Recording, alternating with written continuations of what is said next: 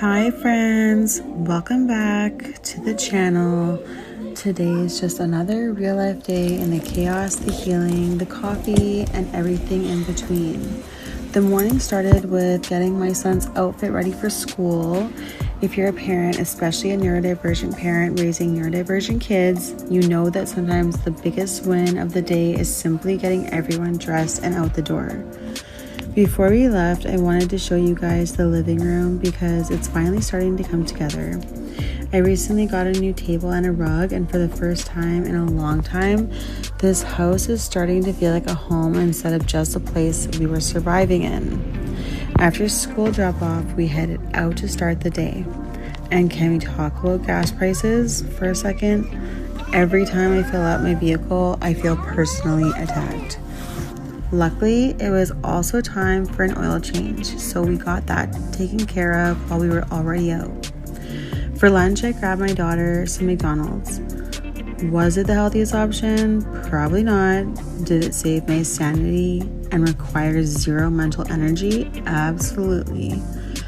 Sometimes motherhood is choosing the option that gets everyone through the day. After that, we decided to do a little shopping for the house. I needed a few things and wanted some inspiration for the living room makeover, but then something unexpected happened. There was actually a fire at Walmart and the entire store had to be evacuated. Since our shopping trip got interrupted, my daughter and I decided to make the best of it and headed to Tim Hortons for a little mommy and daughter date. Honestly, those small moments mean everything to me. Just a croissant, a coffee, and some uninterrupted time together. Coffee is still essential. We also tried Tim Hortons' new smoothie. I wanted to love it, I really did, but if I'm going to be completely honest, I give it a solid 2 out of 5. Sorry, Tim Hortons. After that, we headed to my favorite store ever. If you know what store it is, leave it in the comments below and let's see who gets it right. Now, this is where I want to talk about something a little deeper. Recently, I came across a reel on Instagram talking about trauma survivors and decorating. The creator explained that many trauma survivors don't decorate their homes because deep down there's a belief that they need to leave at any moment, that they're temporary, that they shouldn't get too comfortable. And something about that hit me right in the chest because I realized right there that was me. For years, I have spent years surviving, years focused on getting through the next crisis, the next challenge, the next day. And I never really allowed myself to dream about my space, to create a home and to make things beautiful. Then one day I saw this table, and I know this sounds dramatic, but it was honestly my Tony Soprano and the Ducks moment. I couldn't stop thinking about it. I stared at pictures of that table for hours. It wasn't even about the table itself, it was about what it represented. For the first time in a very long time, I started envisioning a future. I started imagining what the room could look like.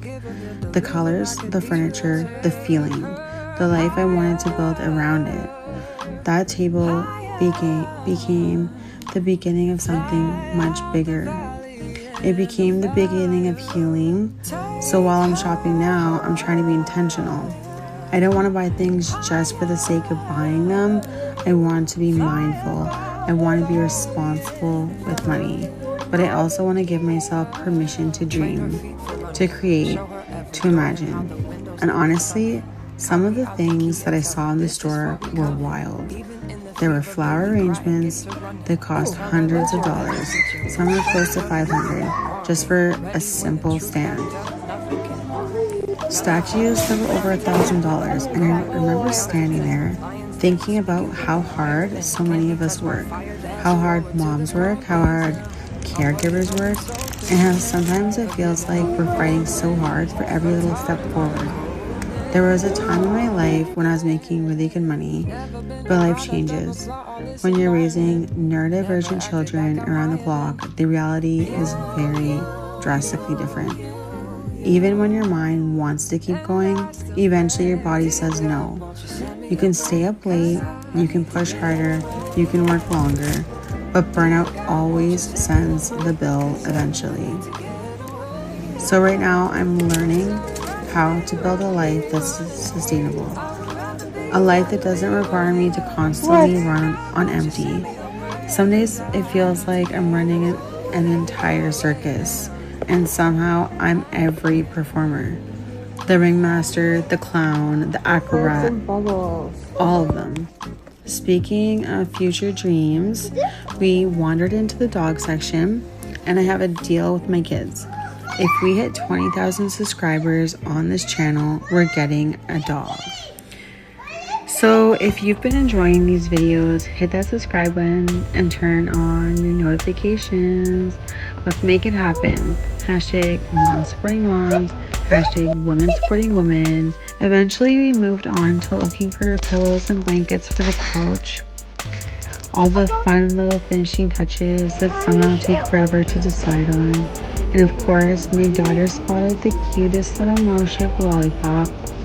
At that point, buying the lollipop felt significantly easier than negotiating a meltdown. I also found some pillows that I absolutely loved, and I can't wait to show you how everything comes together. After shopping, we headed home, but made one final stop to pick up medication. A few weeks ago, one of my children had to take bikes, so we needed to make sure everything was taken care of. Once we got home, we set up a new bowling game for my daughter. We're working on hand-eye coordination, and honestly, it turned into a really fun activity. I love finding simple ways to help my kids learn through play. Then it was finally time for me. I put on the kettle and made myself some tea. I've always been a coffee girl, always, but lately I've been trying to cut back. Coffee leaves me feeling dehydrated, so I've been slowly switching over to tea. And surprisingly, I'm actually loving it. So enjoy a little tea making ASMR. Sometimes the smallest moments feel like self-care. And before I end today's vlog, I want to show you something real in my kitchen. Not the Pinterest version, not the Instagram version, the real version.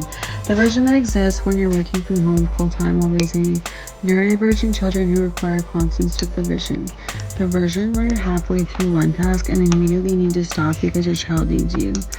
The version where it gets messy. Sometimes it does. But here's the exciting part. I feel like I finally found a system. A way to simplify our home so that daily life feels easier instead of harder with me. If this video resonated with you in any way, leave me a comment below and let's connect. And if you haven't already, don't forget to subscribe. I'd love for us to become internet besties. See you in the next one.